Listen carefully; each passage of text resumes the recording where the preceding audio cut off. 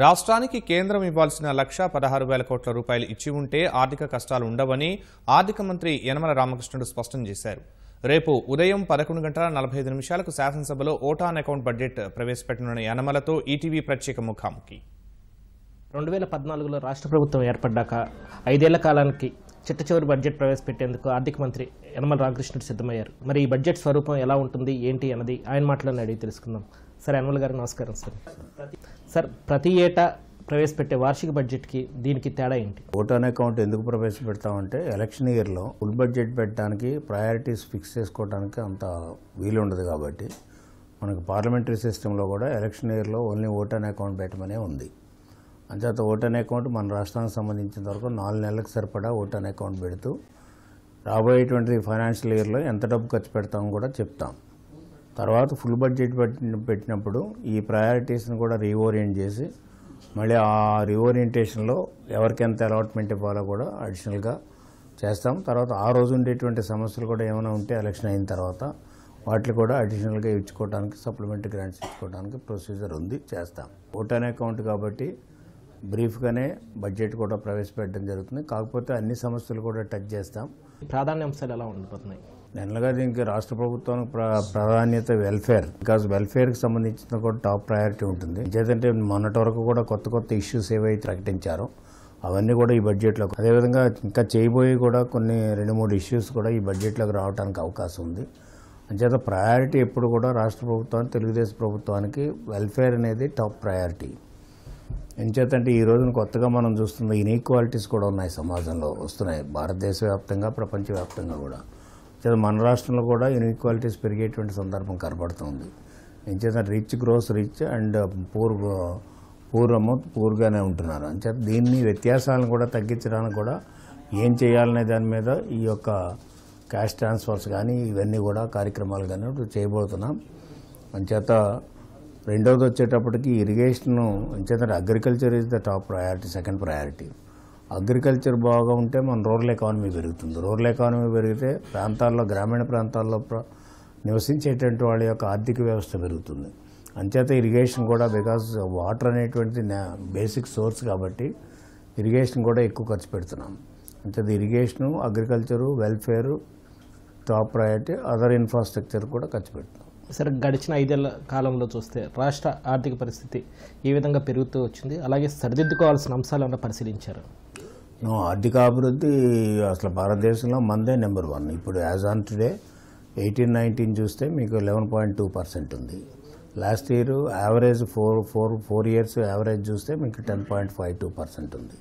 అంచేత భారతదేశంలో ఏ రాష్ట్రం కూడా మనకు దగ్గరలో లేరు. ఈవెన్ తెలంగాణ కూడా చూస్తే మనకంటే వెనక ఏమైనా ఉన్నారు. అంచేత ఆర్థిక అభివృద్ధిలో నెంబర్ 1 స్టేట్గానే గుర్తింపబడింది, నెంబర్ 1 స్టేట్గానే సాధిస్తున్నాం. ప్రతి సంవత్సరం కూడా ఆ కంటిన్యూటీ ఉంది. డబుల్ డిజిట్ అంటే డబుల్ డిజిట్ సాధిస్తున్నాం ప్రతి సంవత్సరం కూడా. రెవెన్యూకి సంబంధించిన వరకు కొన్ని ఇబ్బందులు ఉన్నాయి. ఎందుకంటే రెవెన్యూ కలెక్షన్స్ సంబంధించిన వరకు కూడా కొన్ని డిపార్ట్మెంట్లు పెద్దగా కలెక్షన్స్ రాకపోయినప్పుడు కూడా కలెక్షన్ బాగానే చేస్తున్నారు, కానీ ఎక్స్పెక్టెడ్ కలెక్షన్స్ రావడం లేదు. ఎందుకంటే బడ్జెట్లో ఏదైతే గ్రోత్ ఇచ్చామో ఆ గ్రోత్ ప్రకారంగా చేయవలసినటువంటి అవసరం ఉంటే ముఖ్యంగా కమర్షియల్ ట్యాక్స్ అంతవరకు చేయలేకపోతున్నాం.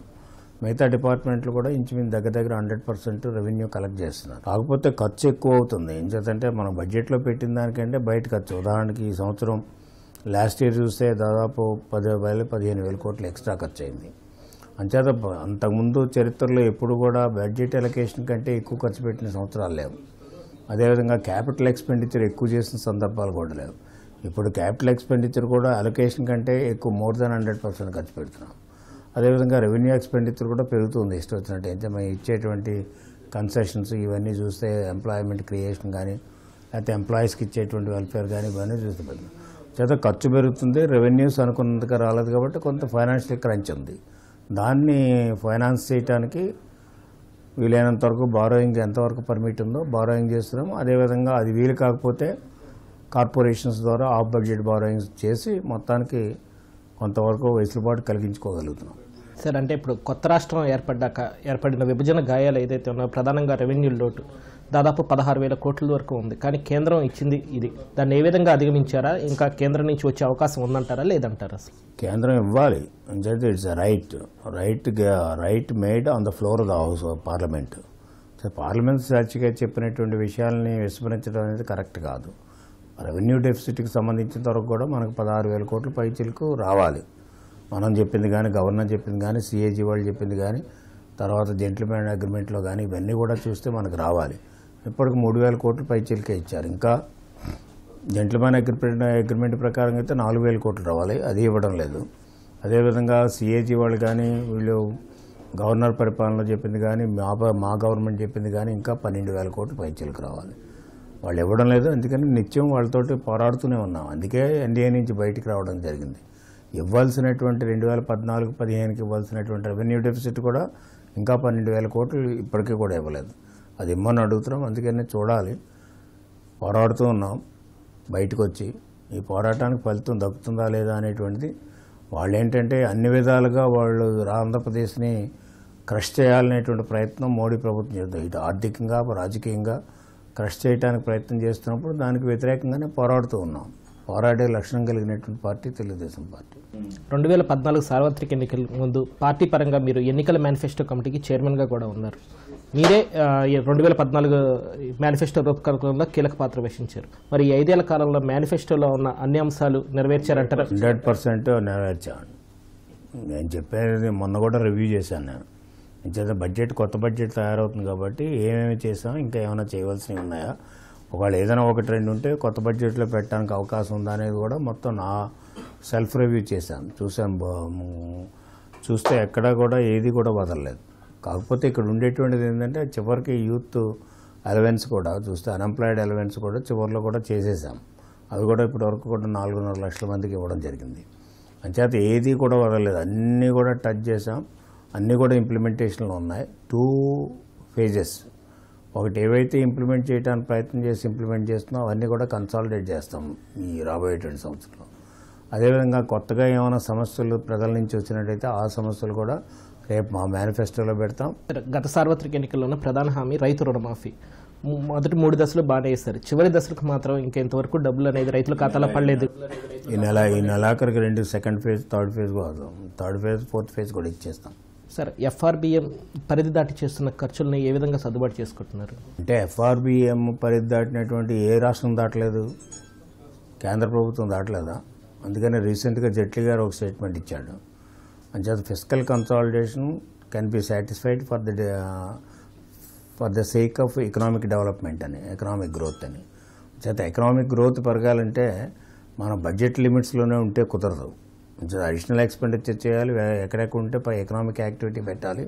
ఆ ఎకనామిక్ యాక్టివిటీ పెట్టినప్పుడు అడిషనల్గా రెవెన్యూస్ మొబిలైజ్ చేసినప్పుడు న్యాచురల్గానే మీకు ఎఫ్ఆర్బిఎం యాక్ట్ కొంత లిమిట్ దాడుతాయి. కానీ ఇప్పుడు డిమాండ్ ఏంటి పబ్లిక్ నుంచి, ఆ డిమాండ్కి తగ్గట్టుగా మీట్ అవ్వాల్సిన పరిస్థితి ఉంది. నాకు డబ్బు లేదు, నేను డబ్బు ఇవ్వనంటే కుదరదు కదా ప్రజలకి. డబ్బు సంపాదించి ఇవ్వాలి. ఆ సంపాదించిన డబ్బు వృధా చేయకుండా ప్రజలకు ఇచ్చేటువంటి కార్యక్రమాలు తెలుగుదేశం ప్రభుత్వం చేస్తుంది. సార్ రాష్ట్ర ఆర్థిక క్రమశిక్షణ గాడి తప్పుతోందనే విమర్శలు వస్తున్నాయి. దీనికి మీరు ఏం సమాధానం ఇస్తారు? క్రమశిక్షణ అంటే ఫిస్కల్ రెవెన్యూ డెఫిసిట్. వాళ్ళు నాకు ఈ రోజున మేము చెప్పేది ఏంటి, 1,16,000 కోట్ల రూపాయలు కేంద్ర ప్రభుత్వం కానీ బైఫర్కేషన్ ఇష్యూస్ కానీ మాకు సహాయం చేస్తుంటే అసలు రెవెన్యూ డెఫిసిట్ ఉండదు, ఫిస్కల్ డెఫిసిట్ ఉండదు. ఈ డెఫిసిట్లు ఉండడానికి కారణం ఏంటి? కేంద్ర ప్రభుత్వం. కేంద్ర ప్రభుత్వమే దీనికి సమాధానం చెప్పాలి. నాకు 1,16,000 కోట్ల రూపాయలు ఇమ్మనండి ఇస్తే ఇంచుమించు ఈ రోజున అప్పు అవుట్ స్టాండింగ్ లైబిలిటీస్ చూస్తే, డెట్ చూస్తే దాదాపు 1,34,000 కోట్లు, 38,000 కోట్లు ఉంది. నువ్వు 1,16,000 కోట్ల రూపాయలు ఇచ్చేస్తే ఎంత ఉంది అసలు? వేల మీద ఉంటుంది. అంచేత అప్పుడు పారామీటర్స్ కరెక్ట్గా మెయింటైన్ అవుతాయి. అంచేత కేంద్ర ప్రభుత్వం మొత్తం పైసా ఇవ్వకుండా వాళ్ళ చేతుల్లో పెట్టుకుని రాష్ట్రాలను ఇబ్బంది పెట్టినప్పుడు ఆ విధంగా కొన్ని పారామీటర్స్ ఫిస్కల్ డిసిప్లిన్ కొంతవరకు దెబ్బతినే పడింది. అందుకనే జైట్లీ గారి స్టేట్మెంట్ ఆయనకే అప్పచెప్తున్నా.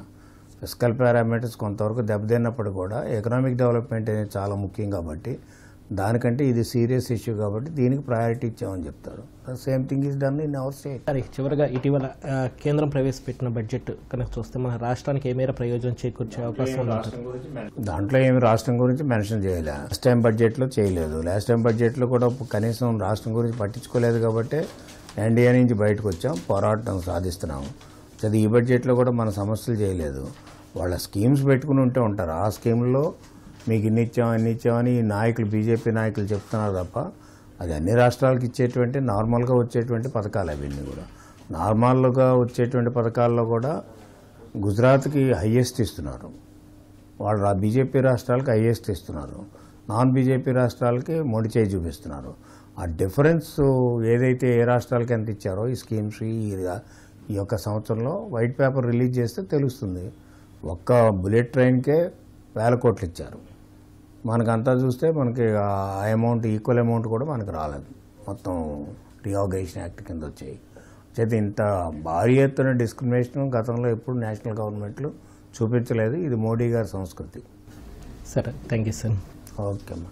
ఇది ఓట్ ఆన్ అకౌంట్ బడ్జెట్కి సంబంధించి ఆర్థిక మంత్రి యనమల రామకృష్ణుడి స్పందన. కెమెరా పర్సన్స్ ఎంఎస్ఎన్ భాస్కర్లతో VSN Krishna, ETV news, Amaravati.